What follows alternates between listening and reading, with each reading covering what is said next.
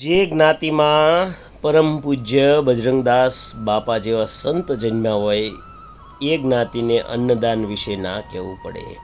આશુતોષ શમશેદ્ર તળાજા આજના દાતા સ્વર્ગવાસ ધોળીબેન કે રામાવત તેમના સ્મરણાર્થે હસ્તે BK રામાવત સાહેબ જામનગર. જી સાહેબ, જે જ્ઞાતિમાં પરમ પૂજ્ય બજરંગદાસ બાપાનો જન્મ થયો હોય એ જ્ઞાતિને અન્નદાન વિશે ના કહેવું પડે. લાખો લોકો બગદાણા જમે છે સાહેબ, માત્ર ને માત્ર બજરંગદાસ બાપાના આશીર્વાદથી.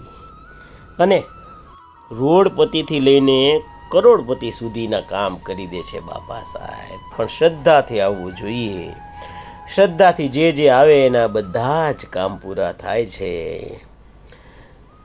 અમારે રામાવત સાહેબે કીધું કે બાપુ સારામાં સારું જમવાનું કરો અને આ ગરીબ બાળકોને રાજી કરી દો.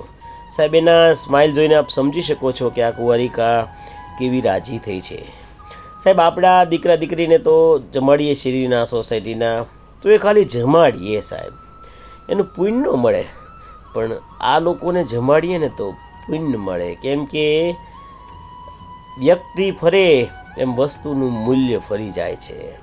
આપણા માટે આ ખીર ને ખમણ ને શાક ને રોટલી ને એ બધું સામાન્ય કહેવાય, પણ આ લોકો માટે બહુ મોટી વસ્તુ છે.